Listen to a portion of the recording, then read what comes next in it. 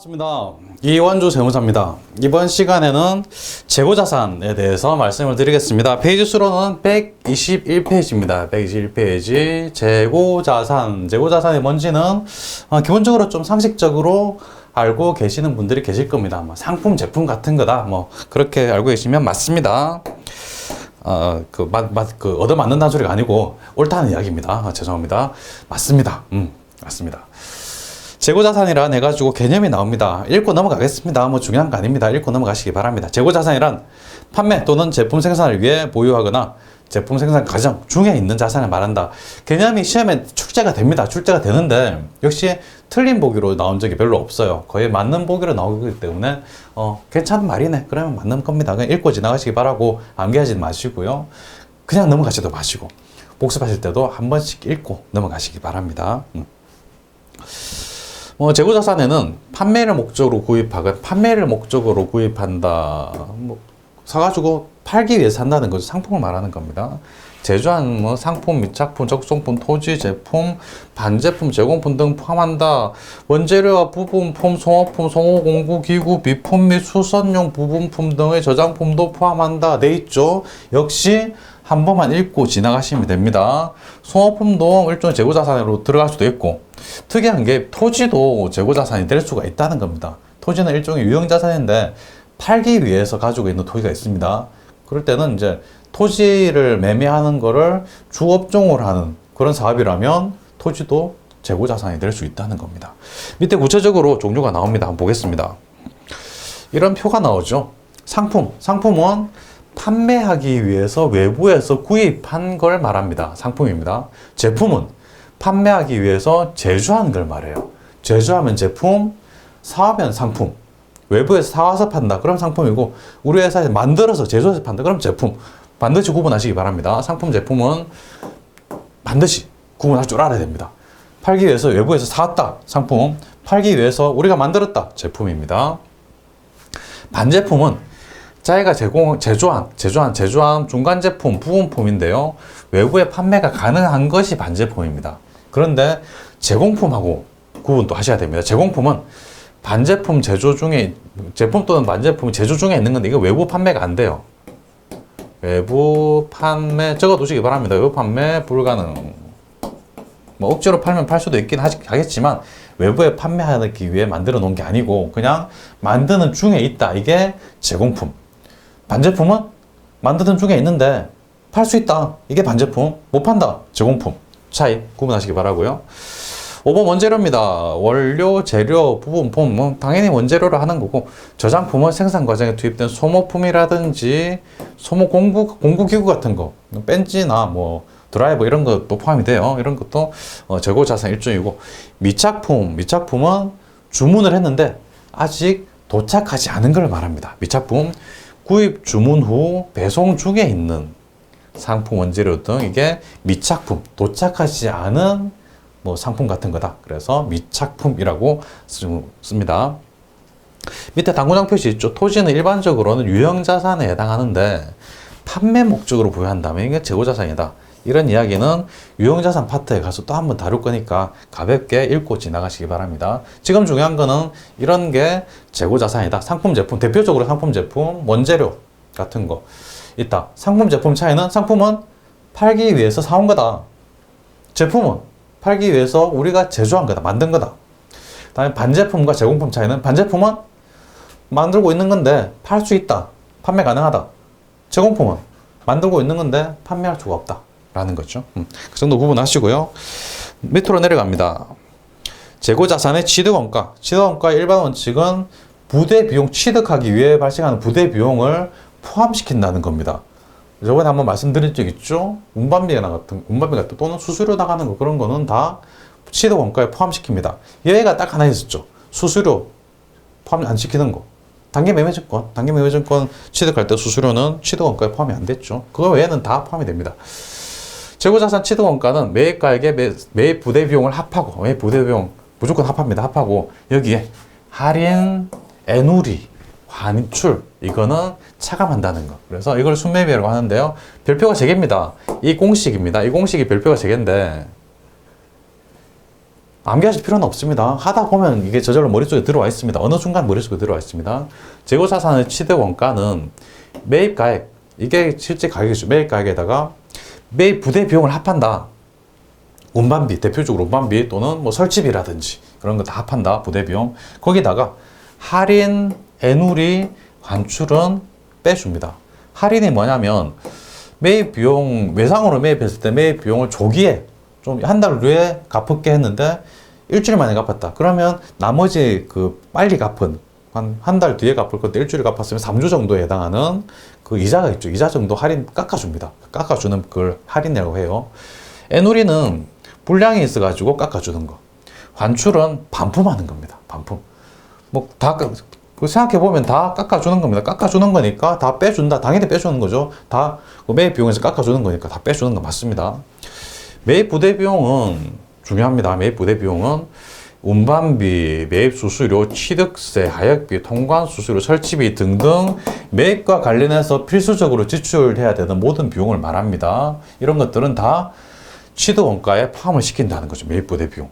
그 다음에 매입과는 반대로 매출 시 발생한 운반비, 매입 시 발생한 운반비는 매입 부대 비용으로 해서 매입 원가에 포함합니다. 근데 매출 시 발생한 운반비는 판매비와 관리비로 처리한 일종의 비용으로 처리합니다. 취득 원가하고 상관이 없어요. 매출할 때는. 매출할 때. 그리고 매입 할인, 애누리, 환출은 개념은 다 다르지만 지급은 똑같다는 거. 지급은 모두 매입에서 차감한다는 이야기고요. 밑에 뭐 총 매입일이 적혀 있는 밑에 줄은 뭐 그리 뭐 중요한 내용은 아닙니다. 그래서 이 공식부터 당구장 표시 3개까지는 다 반드시 다 알고 있어야 됩니다. 당구장 표시 하나, 둘, 3개까지는. 그래서 이 전체가 다 별표 3개짜리다 라는 거죠. 재고자산 취득원가는 매입가액의 부대 비용은 무조건 합하고 거기에다가 애누리, 할인, 애누리, 환출 다 빼준다는 거. 반드시 알고 계셔야 되고요.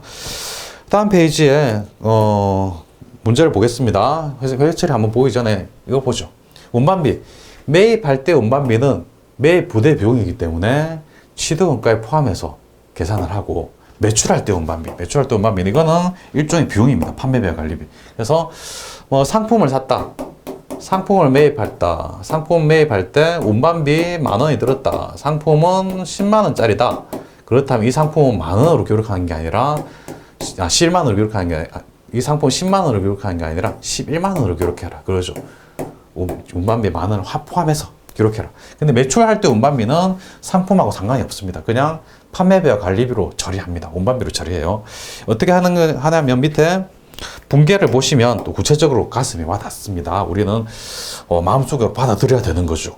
보겠습니다. 매입할 때 운반비는 매입 부대 비용이라 해가지고 상품의 원가에 포함을 시킨다는 거죠. 취득 원가에 잔입한다, 포함시킨다 그런 이야기고, 상품 10,000원을 외상으로 매입하면서 운반비 2,500원과 설치비 1,000원을 모두 현금으로 지급했다. 운반비 2,500원하고 설치비 1,000원 현금으로 지급했는데 이거는 매입 부대 비용입니다. 그래서 3,500원 현금으로 지급한 거 다 10,000원에 합산해가지고 13,500원이 이 상품의 매입 가액이라는 겁니다. 그래서 상품은 10,000원이 아니라 13,500원으로 자변에 적어주고요. 외상 매입한 거는 10,000원, 그 다음 현금을 지급한 거는 현금 3,500원 이렇게 적어주는 거죠. 이렇게 분개하는 게 매입 시 운반비, 매입 시 부대 비용, 취득 원가에 포함시킨다. 이런 이야기고요. 아래쪽에는 매출할 때 운반비를 설명해 놨습니다. 판관비로 처리한다는 건데, 운반비 등 판매비와 관리비의 계정감으로 처리한다는 거죠. 매출할 때는 그렇다는 겁니다. 매입할 때는 매입하는 상품의 원가로 포함시키고, 매출할 때는 운반비, 상품 10,000원을 외상 매출하면서 운반비 30,000원을 현금으로 지급했다. 외상 매출금이죠. 외상 매출금 외상 매출금 10,000원이 있습니다. 외상 매출금 10,000원 차변에 써주고요. 이거 매출, 상품 매출이라고 써도 되고, 그냥 매출이라고 써도 됩니다. 매출 10,000원 있고, 운반비가 있습니다. 운반비는 현금으로 지급해서 내 현금 지급한 거 대변에 현금 쓰고, 이때 매출하는 때이기 때문에 운반비라는 계정 과목을 따로 써가지고 이거를 판매비와 관리비, 판관비로 지급한다는 겁니다. 매출할 때는 운반비, 매입할 때는 상품에 포함된다. 그런 거죠. 2번 보겠습니다. 동그라미 2번 매입 할인, 매입 애누리, 매입 반출. 역시 이것들은 개념이 다 다르긴 합니다만은 다 매입에서 차감되는 것들이다. 개념도 아셔야 되고 또 어떻게 회계 처리하는 것도 아셔야 됩니다. 별이 3개입니다. 중요하다는 이야기죠. 아까 나왔던 운반비도 별이 3개였습니다. 그러니까 122페이지에 나오는 이 한 페이지에 나오는 것들은 하나도 버릴 게 없습니다. 다 머릿속에 집어넣어야 되는데 역시 그리 어려운 내용은 아니기 때문에 충분히 공부하시면 누구나 다 맞출 수 있습니다. 매입 할인. 매입 할인은 개념은 외상 매입금을 빨리 상환하여 조기에 상환해 가지고 할인 받는 겁니다. 그래서 한 달 뒤까지 뭐 매입했는데 외상으로 매입했는데 한 달 뒤에 대금 드릴게요 했는데 돈이 생겨가지고 일주일 만에 돈을 줬다. 그러면 나머지 3주간 동안에 그 이자만큼 할인을 해주는 그런 관행이 있는 곳이 있습니다. 그러면 이제 그게 할인받았다. 그래서 매입가액에서 차감한다. 는 이야기죠. 외상 매입금 10,000원을 조기에 현금으로 상환해가지고 약정에 따라서 5%를 할인받았다. 10,000원에 5%면 500원입니다. 500원 깎았다는 이야기예요. 그래서 외상 매입금 10,000원이 차변에 와서 없어집니다. 부채 감소죠. 차변에 써주고 이거를 갚는데 빨리 갚았기 때문에 500원을 할인받았다는 거예요. 그래서 500원은 매입 할인. 실제로 현금을 준 거는 9,500원을 줬다는 이야기입니다. 10,000원짜리 외상 매입금을 갚는데 빨리 갚았으니까 500원 깎아줄게. 500원 깎은 거를 할인 받고 현금을 지급한 거는 9,500원이다. 이해되시죠? 아래쪽에는 매입 한출 및 애누리 있습니다. 한출하고 애누리는 하나의 계정 과목으로 같이 씁니다. 개념은 다르지만 같이 씁니다. 어차피 뭐 불량 같은 걸로 인해서 깎아주거나 뭐 반품한 거니까. 매입 한출은 매입한 재고자산이 하자가 있어서 불량이 있어가지고 반품이 매입 한출입니다. 매입해서 다시 내보낸다 이거죠. 매입 애누리는 하자는 하자인데 뭐 반품할 것까지는 아니고 그냥 가격을 깎아주는 이게 매입 애누리입니다. 개념이 비슷하죠. 개념이 비슷한데 하나는 반품이고 하나는 그냥 쓸만하다. 불량이긴 한데 쓸게. 대신에 대금을 깎아라. 그게 애누리라는 거. 사례 보겠습니다. 매입한 상품 중 일부가 불량으로 판명되어 대금 중 10,000원을 할인하기로 하였다. 할인하기로 했다라는 할인자가 나오니까 매입 할인이라고 쓰지 마시고 개념을 보셔야 됩니다. 개념 불량으로 판명했다. 아 그러면 환출이나 애누리 되겠네. 반품했으면 환출이고 그냥 물건값을 깎았으면 애누리고 계정가물 같이 썼다. 매입 환출 및 애누리라고 한꺼번에 했습니다. 그래서 차변의 외상 매입금, 외상 매입금이 감소한 거죠. 외상 매입금 감소. 그래서 이번 10,000원은 외상 대금에서 깎자. 오케이. 차변에 써서 부채를 줄여주고 대변에는 매입 환출 및 애누리라고 쓴다는 거죠. 이 정도 보시면 되고요. 넘어가겠습니다. 123페이지입니다. 123페이지. 여기는 재고자산의 수량 결정 방법이 나옵니다. 뭐 계산 문제가 이제 시작이 되는데요. 일단은 이론부터 보고 뒤에 문제를 풀어볼 겁니다. 수량이 몇 개냐, 재고자산이 수량이 몇 개냐 다 파악하고 있어야 되는 거 아닌가 라고 생각할 수 있는데 워낙에 재고자산 수량이 많을 때 백화점이라든지 마트라든지 대형마트, 소매점이라든지 이런 데 가면 셀 수도 없이 쌓여 있습니다. 쌓여 있으니까 하나하나 창고에 가서 재기가 힘들어요.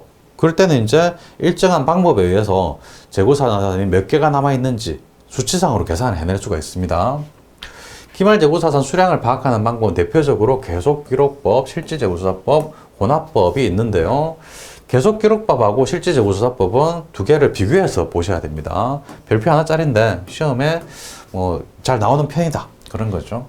계속기록법은 재고자산 상품이 들어오고 나올 때 계속 기록하고 있어야 된다는 거죠. 굉장히 힘든 일입니다. 계속기록법, 재고자산의 입출고 시 모두 장부에 기록하여 재고를 파악한다. 창고 앞에 앉아가지고 계속 기록하고 있는 거예요. 이게 계속기록법입니다. 근데 마트 같은 데 가면 손님들이 물건을 살 때 바코드 삑삑 찍어가지고 관리하면 관리가 굉장히 수월할 텐데 굳이 적고 있어야 됩니까? 그런 수준이 아닙니다. 우리 여기서 말하는 거는 일반 소비자를 대상으로 한다면 바코드 찍어가지고 관리 잘 할 수 있겠지만 일반 소비자 대상이 아니라 그 업주들을 대상으로 한다면 한꺼번에 볼펜 수십만 박스 이렇게 사가면 관리가 쉽지가 않죠. 하여튼 그래서 계속 기록하고 있는 방법이 계속 기록법입니다. 실질재고조사법은 계속 기록을 못하겠다. 계속 기록 못하겠으니까 그냥 들어오고 나갈 때는 그냥 두자. 그 입고되는 거는 기록하는데 출고되는 거는 나가는 거는 모르겠다. 그러니까 기말에 12월 31일 날 창고에 가가지고 뭐 한 일주일 계속 창고에 죽죽고 앉아가지고 수량을 창고에 몇 개가 있는지 세는 거예요. 그게 실지 재고 조사법입니다. 기말 재고 수량을 창고에서 확인해서 재고 파악한다. 말이 쉽지 상당히 어려운 일입니다. 사실 둘 다 어려운 일이에요.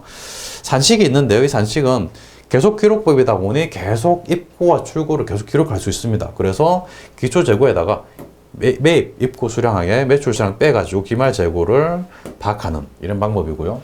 실지 재고 조사법은 입고는 아는데 출고가 얼마나 되는지 몰라요. 그래서 기말 재고부터 먼저 세고 나서 출고가 얼마나 출고되는지 팔렸는지 파악하는 겁니다. 그래서 기초 재고에다가 매입을 더해주고 기말 재고를 빼면 매출 수량이 나오지 않을까 이렇게 계산하는 거예요. 산식은 암기하실 필요는 없습니다. 그냥 개념만 알고 계시면 됩니다. 개념 계속 기록법은 말 그대로 계속 들어오고 나가는 걸 계속 기록한다. 실지 재고 조사법은 기말에 창고에 가가지고 창고에 몇 개가 남아있는지를 세본다. 이게 실지 재고 조사법이다. 개념만 조기 구분하시기 바랍니다.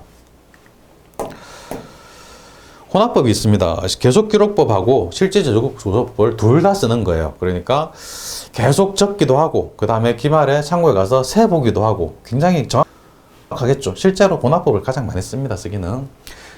계속 기록법과 실지 재고법을 병행하는 혼합법이 많이 사용되고 있는데 혼합법은 장부상 수량과 실제 수량 모두 파악할 수 있고 장부상 수량하고 실제 수량하고 다른 경우가 많습니다. 왜?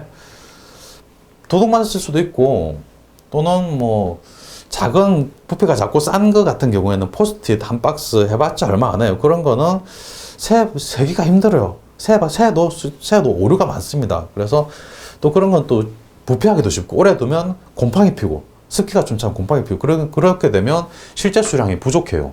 그런 경우가 많습니다. 특히나 휘발유 같은 거는 창고에 가만히 휘발유 보관하면 저절로 휘발돼서 날아가 버려요. 저절로 수량이 줄어듭니다. 그래서 장부상 수량과 실제 수량이 다른 경우가 상당히 많습니다. 이 모두 파악할 수 있고 장부상 수량과 실제 수량의 차이인 감모 손실까지 파악할 수 있는 장점이 있기 때문에 혼합법을 가장 많이 씁니다. 감모 손실이 뭔지는 다음 시간에 열심히 공부하게 될 거예요. 계속 기록법과 실지 재고 조사법의 장단점 나오는데요. 역시 이해를 하실 필요가 있습니다. 암기하실 필요는 없고요. 이해를 하시면 충분히 해결이 됩니다. 계속 기록법의 장점은 장부상 재고 수량 파악이 용이하다. 왜? 계속 기록 장부에 적고 있기 때문에 장부상 지금 얼마 남아있지를 장부에서 바로 계산할 수 있죠. 실제 세보지 않더라도 장부상 수량은 파악할 수 있습니다. 실제 수량은 좀 다르긴 하겠지만 그래도 장부상으로는 이만큼 남아있겠네 라고 파악할 수 있죠. 실지 재고 조사법의 장점은 실지 재고 수량을 알 수 있다는 거죠. 실제로 창고에 가서 세보니까 당연한 이야기입니다. 실제로 재고 조사를 해보니까 실제 재고가 이만큼 있더라. 당연한 이야기죠. 장부상 재고를 파악한다. 그러면 계속 기록법이고요. 실제 재고 파악한다. 그러면 실제 재고 조사법이죠. 단점이 있습니다. 단점은 계속 기록만 하고 있으니까 창고에 가서 세보질 않아요. 그러면 실제 재고 수량을 몰라요. 이게 가장 큰 단점입니다. 그러다 보니 감모 수량이 그러니까 상해서 없어진다든지 곰팡이 펴서 없어진다든지 휘발돼서 날아가 버린다든지 이런 건 감모 수량이 기말 재고에 포함되는 단점이 있습니다. 왜? 장부에만 계속 적다 보니 실제로 얼마 있는지 모르기 때문에 그렇습니다. 상하고 또 휘발돼 날아가는 거는 장부에 나타나지 않죠. 실지 재고 조사법의 단점은 정확한 매출액을 구하기가 어렵다. 왜? 그냥 창고에 가서 그냥 세보는 거기 때문에 이게 뭐 감모 수량이 정확히 얼마인지 또 파악이 안 돼요. 그래서 감모 수량이 매출 원가에 포함된다는 단점이 있습니다. 조금 개념이 어렵긴 합니다만 역시 자꾸 보시면 역시 이해가 되십니다. 계산 문제도 풀어보시고 하면 이해가 좀 돼요. 일단 장점 단점이 이렇다는 거 봤고요.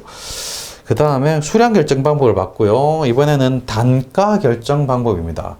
재고자의 단위당 가격을 말해요. 단위당 가격. 단가 결정 방법이 뭐냐? 재고를 사올 때 얼마에 사왔는지를 파악해보면 작년에 똑같은 볼펜을 사왔다 칩시다. 이게 물가가 상승하는 걸 가정하기 때문에 작년에 사온 금액하고 재작년에 사온 금액하고 어제 사온 금액하고 금액이 다 달라요. 재작년에는 한 자루당 한 100원에 사왔다. 그럼 작년에 사온 건 110원, 어제 산 거는 뭐 120원이 될 가능성이 높습니다. 그러니까 자꾸 원가가 달라져요. 그래서 단위당 가격을 어떻게 볼 거냐라는 문제가 발생합니다. 재고자산의 단가, 단위당 원가를 결정하는 방법으로 개별법, 선입선출법, 우유선출법, 평균법, 이동평균, 총평균, 평균법, 소매제고법 같은 방법이 있습니다. 잠깐 개념을 설명해 드리면 개별법은 재고자산 하나하나 다 가격표를 붙여가지고 하나하나 따로따로 관리하는 겁니다. 저가의 재고자산은 이렇게 관리 못해요. 고가, 보석이라든지 하나에 몇백만 원 하는 그런 비싼 것들을 이렇게 개별법으로 관리를 해야 돼요. 비싸니까. 선입선출법은 먼저 들어온 게 먼저 나간다. 먼저 들어온 게 먼저 나간다. 보통 선입선출법을 많이 쓰죠. 왜? 오래 두면 농산물 같은 건 상하니까 빨리 들어온 걸 빨리 써버려야 되죠. 그래서 보통 선입선출법을 많이 씁니다. 먼저 들어온 게 먼저 나가는 거. 그래서 먼저 들어온 게 재작년에 산 게 지금 팔린다. 그럼 지금 팔리는데 재작년에 10개, 작년에 10개, 어제 10개 샀다. 지금 20개 팔렸다. 그렇다면 재작년과 작년 게 나갔다고 보는 거죠. 어제 산 거는 안 나갔다라고 보는 거예요. 먼저 들어온 게 먼저 나갔다고 보는 거니까요. 후유선출법은 맨 나중에 들어온 게 먼저 나간 거예요. 선입선출법하고 반대죠. 최근에 산 게 바로 지금 나간다, 팔린다. 그런 의미입니다. 우유선출법. 그래서 선입선출법, 우유선출법 반대되는 개념이다. 라고 생각하면 되시고요. 평균법은 평균입니다. 과거에 들어온 거나 어제 들어온 거나 평균적으로 비슷하게 나간다. 그런 의미고요. 소매제고법은 개념상으로는 좀 설명이 어려운데, 이건 뭐 전사 4개 2급 수준에서는 계산 문제로나 뭐 출제가 잘 안 되기 때문에 이거는 일단 넘어가겠습니다. 몰라도 상관없습니다. 그 성격과 용도의 차이가 있는 재고자산은 서로 다른 단가 방법을 적용할 수 있습니다. 차이가 있으면. 근데 일단 특정 방법을 선택하면 선입선출법이든 우유선출법이든 개별법 일단 특정 방법을 선택하면 정당한 사유 없이 변경할 수는 없어요. 한번 정하면 끝까지 쭉 유지를 해야 된다는 겁니다. 방법을 유지를 해야 된다는 겁니다. 124페이지로 넘어가겠습니다. 메뉴에 개별법부터 설명이 나와 있습니다. 개별법. 판매할 때마다 판매된 재고자산의 단가를 정확히 파악한다. 그러니까 개별 재고자산 하나하나 다 따로따로 관리하는 거죠. 가장 정확합니다. 따로따로 관리하니까 가장 정확한데 번거로워요. 그래서 고가의 상품들만 개별법을 적용합니다. 굉장히 힘들죠. 힘든데 비싼 것들은 그렇게 관리해야 되니까 어쩔 수 없죠. 그 다음에 선입선출법하고 우유선출법은 비교해서 보실 필요가 있습니다. 비교해서 시험에 잘 나오기 때문에 그렇습니다. 별표가 2개죠. 중요하다는 이야기죠. 선입선출법 개념. 먼저 구매한 재고자산이 먼저 판매된다. 그래서 지금 판매될 때 재작년에 사온 것도 있고 작년에 사온 것도 있고 어제 사온 것도 있으면 판매되면 제일 먼저 사온 것부터 먼저 판다. 이게 선입선출법. 후유선출법은 나중에 구매한 재고자산이 먼저 판매된 것을 가져간다. 반대죠. 그래서 선입선출법과 후유선출법은 반대되는 개념이다. 라고 이해하시면 되고요. 선입선출법의 장점은 가장 최근에 구입한 재고가 기말 재고로 기록되므로 기말 재고가 시가에 가깝게 기록된다는 의미입니다. 왜? 먼저 사온 게 먼저 나가니까 가장 나중에 사온 게 안 팔리고 있겠죠. 안 팔리고 있는 거는 가장 최근에 산 겁니다. 가장 최근에 샀기 때문에 시가에 가깝습니다. 그래서 기말 재고가 시가에 가깝다. 이게 장점입니다.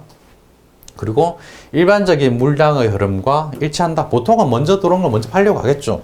특히나 우유 같은 거는 먼저 들어온 걸 먼저 팔아야 안 상합니다. 상하기 전에 팔아야죠. 우리도 냉장고에 넣고 먹을 때 유통기한을 보고 유통기한이 다 돼가는 것부터 먼저 먹습니다. 선입선출이 일반적입니다. 그래서 후유선출법의 장점은 매출원가입니다. 매출하는 것의 원가입니다. 매출원가가 최근의 원가로 기록됩니다. 그러니까 후유선출이기 때문에 맨 나중에 사온 거를 파는 거죠. 그러니까 매출된 것의 원가는 가장 최근의 원가가 기록이 되는 거죠. 따라서 수익 비용 대응이 적절하게 됩니다. 왜? 수익은 매출액이죠. 매출액에다가 비용에 대응하는데 가장 최근의 원가가 대응이 되니까 수익과 비용, 매출과 매출원가가 잘 대응이 된다는 겁니다. 그래서 수익 비용 대응이 적절하게 된다. 후입선출법의 장점입니다. 이거 하나 잘 봐두시기 바랍니다. 후입선출법이 좋은 게 하나 있는데 이게 수익 비용 대응이 잘 되더라. 이게 후입선출법의 장점이다. 잘 기억해 두시고요. 단점, 선입선출법의 단점은 매출원가, 매출된 것의 원가, 이게 과거의 원가로 매출은 지금 됐는데 매출에 대응되는 원가가 아주 옛날에 사온 게 대응되더라. 그렇다면 수익 비용 대응이 잘 안 된다는 겁니다. 그래서 후입 선출법의 장점이 선입 선출법의 단점이 된다. 서로 반대되는 개념이기 때문에 그렇습니다. 후입 선출법의 단점은 가장 오래전에 구입한 재고가 기말 재고로 기록되므로 기말 재고가 시가를 반영하지 못한다. 기말 재고로 남아있는 거는 아주 옛날에 산 것들이 남아있을 수 있어요. 후입 선출법을 해버리면 10년 전에 사온 게 아직도 창고에 남아있고 최근에 사온 거는 다 팔려버리고 이렇게 되는 거죠. 그러니까 아주 옛날에 사온 게 아직도 남아있으니까 기말 재고가 옛날 금액으로 기록이 되어 있어요. 그러니까 시가를 반영하지 못하죠. 시가를 반영하지 못한다. 그리고 일반적인 물량의 흐름과 반대라는 거. 그래서 딱 보면 선입 선출법의 장점이 후입 선출법의 단점이 되고 선입 선출법의 단점이 후입의 장점이 되고 서로 크로스가 됩니다. 왜? 개념 자체가 완전히 반대되는 개념이기 때문에 그렇죠. 그래서 선입 선출법을 일단 먼저 이해하고 난 다음에는 후입 선출법을 이해하는 것은 그리 어렵지 않습니다. 그러니까 선입 선출법도 먼저 보고 장점, 단점. 아, 이렇겠네. 이해하시고 그 다음에 후입 선출법 보시면 아, 반대구나. 라고만 생각하시면 됩니다. 처음 보실 때 이해가 가물가물할 수도 있습니다. 근데 자주 보시기 바랍니다. 그리고 후입 선출법하고 비교해서 수익 비용 대응이 잘 되는 건 무슨 방법인가요? 후입 선출법이죠. 그렇게 찬찬히 하나하나 머릿속에 익혀 가시기 바랍니다. 이것도 역시 익숙해지셔야 됩니다. 아래쪽에는 평균법이라는 게 있습니다. 이동평균법은 들어오고 나갈 때 재고자산을 사고 팔 때 계속 적고 있어야 됩니다. 이동하면서 계속 적는 거고 총평균법은 계속 적지 않습니다. 기말에 딱 한 번 적습니다. 그래서 이동평균법은 재고자산 매입할 때마다 평균가액을 산정해가지고 하는 방법, 계속기록법의 일종입니다. 계속기록법 그러면 이동평균법. 총평균법은 기말에 딱 한 번입니다. 기말에 전체 평균가격으로 단가를 산정한다. 그래서 이거는 실지재고조사법에 해당합니다. 실지재고조사법은 총평균법. 산식이 있는데 산식은 재고 수량 더하기 매입 수량분의 금액, 수량분의 금액입니다. 일단 짧게 말씀드리면 수량분의 금액입니다. 근데 전산회계 2급 수준에서 이동평균법, 총평균법에 대한 계산 문제는 자주 출제되지 않기 때문에 조금 어렵다 싶으시면 그냥 스킵하셔도 상관없습니다. 우리 만점 받아야 되는 시험 아니잖아요. 그래서 그냥 평균법은 수량분의 금액이구나. 수량분의 금액이구나. 이것만 아시면 됩니다. 그리고 이동평균법은 계속기록법이다. 총평균법은 실지재고조사법이다. 이거 아셔야 됩니다. 이동평균법은 계속기록법, 총평균법은 실지재고조사법. 이론적으로 이론 문제로 나오기 때문에 출제되기 때문에 이건 아시기 바랍니다. 이동평균법은 계속 기록한다. 그래서 계속기록법. 총평균법은 기말에 한 번만 기록한다. 그래서 실지재고조사법. 연결 지키시기 바랍니다. 아래쪽에 여기 또 중요한 말이 나옵니다. 물가가 상승하는 경우, 물가가 상승하는 경우 어려운 말로 인플레라고 합니다. 인플레이션이란 말이 물가가 상승한다는 이야기인데 정상적인 상황을 가정한다면 일반적인 상황에서는 인플레이션 물가가 계속 상승한다고 가정합니다. 현실이 그렇습니다. 현실이 일반적인 상황에서는 물가는 계속 상승하는 겁니다.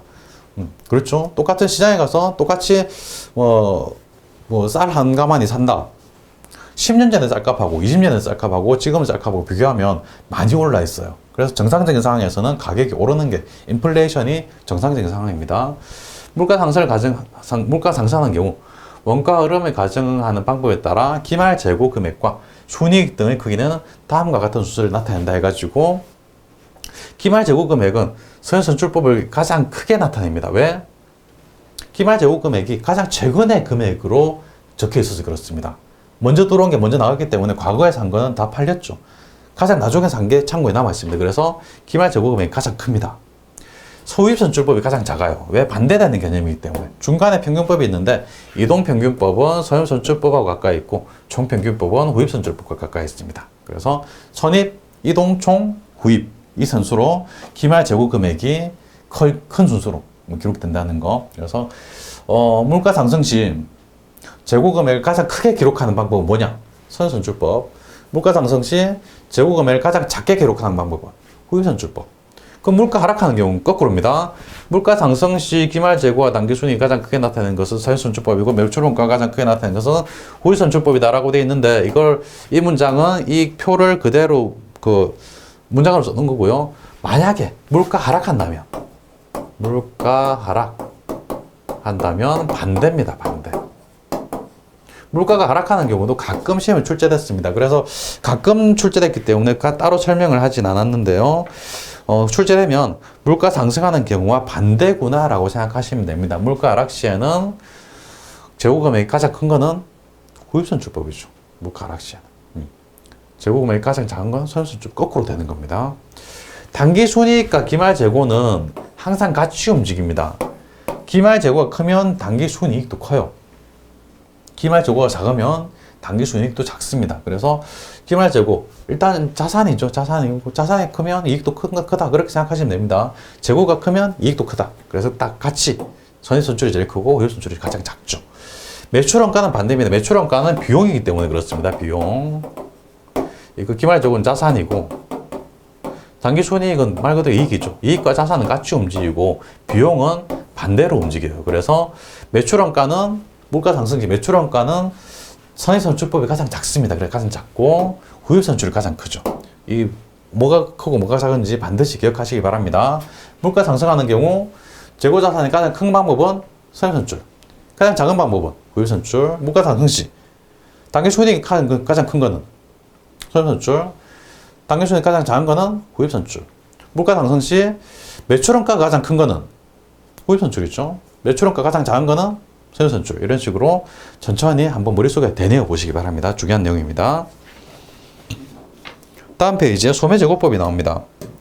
전산회계 2급 수준에서는 그래 중요한 건 아닌데 개념은 알고 계셔야 됩니다. 개념은 대형마트 및 백화점 등 대량 재고자산이 엄청나게 많을 때 이럴 때 소매제고법을 사용합니다. 물량의 흐름을 파악하기 굉장히 어려워. 거의 불가능해요. 요즘은 뭐 바코드가 나와가지고 관리를 합니다만은 그래도 쉽지는 않습니다. 따라서 매출 가격의 원가율을 곱해서 기말 재고금을 추정하는 방법을 사용하는데 이를 소매제고법 또는 매출가격환원법이라고 한다. 소매제고법 이게 중요합니다. 줄 것입니다. 소매제고법은 백화점 등 유통업 쪽에서만 사용할 수 있다. 중요합니다. 줄 거 두시기 바랍니다. 소매제고법은 백화점 등 유통업점, 마트 같은데 이런 유통업 쪽에서만 사용할 수 있다는 거 중요합니다. 소매제고법. 우리는 금방 개별법, 선입선출법, 후입선출법, 총평균법, 이동평균법, 소매제고법 이런 걸 봤습니다. 단가 결정 방법이라는 거 알고 계셔야 됩니다. 아까 수량 결정 방법도 있었습니다.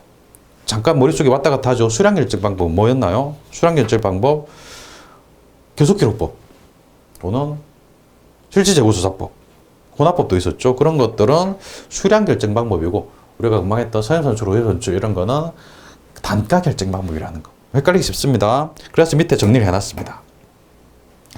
재고자산 가액은 수량의 단가를 곱해서 가는데 수량 곱하기 단가죠. 수량 곱하기 단가 하면 재고자산 금액이 얼마가 있는지 알 수 있습니다. 그래서 우리는 아까 수량 결정 방법도 봤고 단가 결정 방법도 봤어요. 여기 표를 보시면 수량 결정 방법은 앞에서 봤던 계속기록법, 실질재고조사법 두 개를 같이 하는 혼합법 있었고 단가 결정 방법은 개별법, 선입선출법, 후입선출법, 이동평균법, 총평균법, 소매제고법 같은 이런 그것도 봤죠. 이런 방법들이 있다. 소매제고법은 특히 유통업종, 백화점이나 마트 같은 유통업종에만 쓸 수 있다. 개별법은 비싼 거 관리할 때 쓴다. 선입선출법은 먼저 들어온 게 먼저 나간다. 후입선출법은 뒤에 들어온 게 먼저 나간다. 그래서 후입선출법은 장점이 있었죠. 수익비용 대응이 잘 된다. 거꾸로 선입선출법의 단점, 수익비용 대응 비용이 안 된다는 거죠. 이동평균법, 총평균, 이동평균법은 계속기록법과 연결됐고 총평균법은 실질재고조사법과 연결이 됐죠. 실질재고조사법과 연결됐죠. 기억나시죠? 이런 식으로 되고 또 우리가 중요하다고 말씀드렸던 게 물가 상승 시 단기 순이익을 가장 크게 결정하는 방법은 선입선출법. 재고자산을 가장 크게 계산하는 것, 선입선출법. 그 다음에 물가 상승 시 매출원가를 가장 크게 하는 거, 그건 후입선출법이죠. 기억하시죠? 그걸 기억하신 다음에 이번 시간을 헛되게 보낸 거 아닙니다. 잘 보내신 거고요. 그래서 이번 시간에 한 게 상품이 뭐냐, 재고자산이 뭐냐, 재고자산, 상품, 제품 같은 거, 상품과 제품의 차이. 상품은 팔려고 사온 거, 제품은 팔려고 만든 거. 반제품과 제공품 차이는, 반제품은 생산 중에 있는데 팔 수 있는 거, 제공품은 생산 중에 있는데 팔 수 없는 거 차이 아시죠? 다음에 재고자산 취득원가는 부대 비용을 포함한다는 거. 운반비라든지 수수료 포함하는데 할인, 애누리, 환출은 뺀다는 거. 기억나시죠? 할인은 외상대금을 조기 상환으로 인해서 깎아주는 거. 환출은 반품하는 거. 애누리는 분량이 있는데 반품까지는 아니고 그냥 가격만 깎아주라. 그런 이야기. 매출할 때 운반비는 그냥 운반비, 판매별 관리비죠. 매입할 때 운반비는 상품의 매입 부대 비용으로서 상품 원가에 포함시킨다. 기억하시면 좋겠고요. 이번 시간에 그 정도 했는데 사실 오늘 이번 시간에 한 게 또 만만한 내용은 아닙니다. 근데 처음에 들으실 때도 약간 이해는 되실 거예요. 소액순출법, 부유순출법 장단점도 약간 이해는 되실 겁니다. 근데 하여튼 제대로 이해하시려면 다음 시간에 또 문제를 좀 풀어보시면 제대로 이해가 되실 겁니다. 그러니까 오늘 이번 시간 복습할 때는 그냥 이론적인 거 읽고 이해가 되네? 그러면 그걸로 충분합니다. 넘어가시기 바랍니다. 다음 시간에 뵙겠는데요. 바로 들으셨으면, 다음 거는 바로 들으시면 좋겠어요. 잠깐 쉬고 바로 들으시면 좋겠습니다. 아니면은 뭐 시간이 없다 그러면 가능한 빠른 시간에 연달아서 들으시길 바랍니다. 이번 시간 여기까지 하겠습니다. 수고하셨습니다.